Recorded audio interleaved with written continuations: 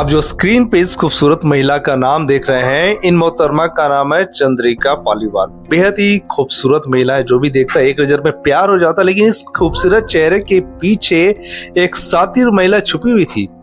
पति भी काफी हैंडसम, कोई कमी नहीं किसी चीज की नहीं, लेकिन ये पति को बोलती है कि मैं तुम्हारे लिए महिलाएं लड़के का इंतजाम करती हूँ, तुम उनके साथ संबंध बनाओ। और ये महिला जो है कि चुपचाप अपने पति का और दूसरी महिलाओं का इसके साथ जो है कि वीडियो और रिकॉर्ड कर लेती, फोन वीडियो बना डालती और उसका इस्तेमाल उनका ब्लैकमेल करने के लिए करती। तो ये इस घटना को हम लोग डिटेल में जाने। इससे पहले आप लोग चैनल पे पहली बार है या वीडियो को फर्स्ट टाइम देख रहे हैं तो चैनल को सब्सक्राइब जरूर करें। अब कहानी शुरुआत होती है अविनाश प्रजापति की, जो यूपी का रहने वाला है। उसकी ही जाति पे उसके पिता जो है कि एक अरेंज मैरिज शादी कर देते हैं, एक बच्चा भी होता है। लेकिन कुछ सालों के बाद अविनाश प्रजापति पे एक मामला दर्ज होता है कि पत्नी को प्रताड़ित करने का, दहेज प्रताड़ना का आरोप होता है और कुछ सालों बाद डाइवोर्स हो जाता है। डाइवोर्स होने के बाद ये सीधा एमपी आ जाता है। एमपी में भी अपना कारोबार करने लगता है और वहां पे मुलाकात होती है चंद्रिका पालीवाल से, जो कि एक कार की कंपनी में बतौर सेल्स एग्जीक्यूटिव का काम कर रही थी। अविनाश को एक कार खरीदना था, दोनों के बीच बातचीत होती है, कार डील फाइनल भी हो जाती है और दोनों की जो दोस्ती है अब चैटिंग में स्टार्ट होती है। चैटिंग से दोस्ती, दोस्ती से मोहब्बत और मोहब्बत से फिर शादी हो जाती है। लव मैरिज यानी कि इंटरकास्ट मैरिज हो जाती है। जिंदगी अच्छी चलने लगती है। लेकिन तभी अविनाश प्रजापति का बिजनेस है जो कि कुछ खास नहीं चलता है, डूबने लगता है। तब ये तो सातिर था ही, फ्रॉड इंसान था ही। अब इसे एक आइडिया सूझता है जिसमें कि चंद्रिका पालीवाल भरपूर साथ देती है। अविनाश प्रजापति का प्लान ये था कि ये लोग मैट्रिमोनियल साइट पे अपना अकाउंट बनाएंगे, जिसपे अविनाश प्रजापति अपने आप को एक डाइवोर्सी मैन बताता है और डाइवोर्सी महिलाओं की तलाश करता है। और तलाश करने के बाद दो महिलाओं के संपर्क में आ जाता है, जो कि एक कॉर्पोरेट क्षेत्र की थी और एक गवर्नमेंट जॉब में तलाकशुदा महिला थी और एक विधवा थी। अब दोनों से ये मिलता है, चैटिंग करता है, फिर उसके बाद अपने घर पे बुलाता है और बकायदा घर पे पहले से सारा सेटअप जो है कि इसकी बीवी चंद्रिका पालीवाल लगा के रखी थी। जब अविनाश प्रजापति उन महिलाओं के साथ शारीरिक संबंध बनाता तो वो सारी क्लिप, सारी वीडियो को पत्नी रिकॉर्ड कर लेती है और रिकॉर्ड करने के बाद वो अपने पास सारी वीडियो को सेव रख लेती है।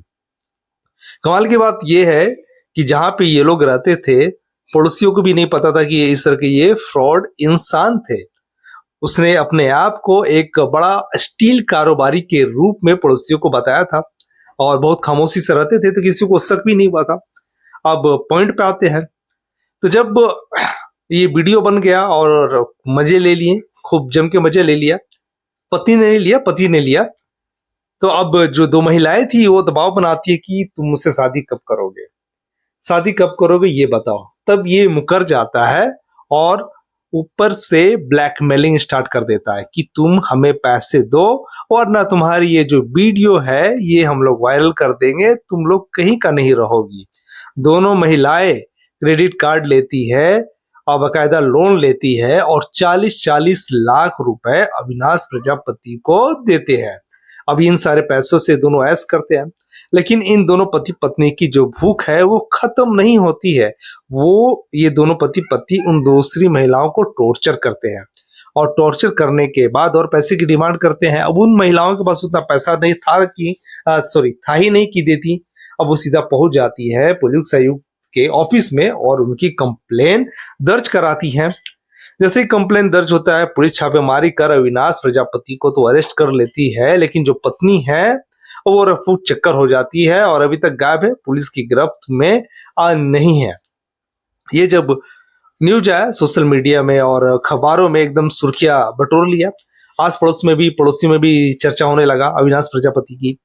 और अविनाश प्रजापति के बाद जो खुलासे हुआ उसने बताया कि उसने क्या क्या कांड करा है। तकरीबन अविनाश प्रजापति के विरुद्ध में अलग अलग शहरों में 8 मामले दर्ज है।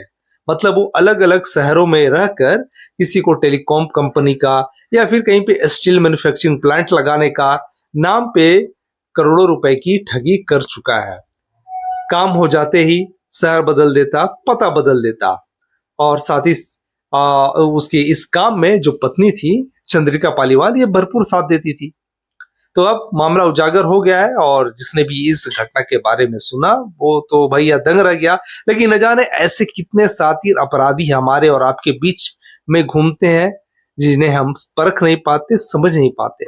और उन दोनों महिलाओं की बेचारी, जिनकी या तो पहले तलाक हो चुकी थी या पति मर चुके थे, दोबारा नई जिंदगी बसाने की कोशिश बेचारियों ने की, लेकिन फिर से वो तबाही के मंजर पे ही पहुंच गई, क्योंकि अब लाखों रुपए का कर्ज उनके माथे पे है। वो कर्ज तो उनको भरना ही पड़ेगा ना। अगर पुलिस रिकवरी करवाती है पैसे अविनाश प्रजापति से तो बहुत अच्छी बात है। आपकी क्या राय है इस घटना में, जरूर दें।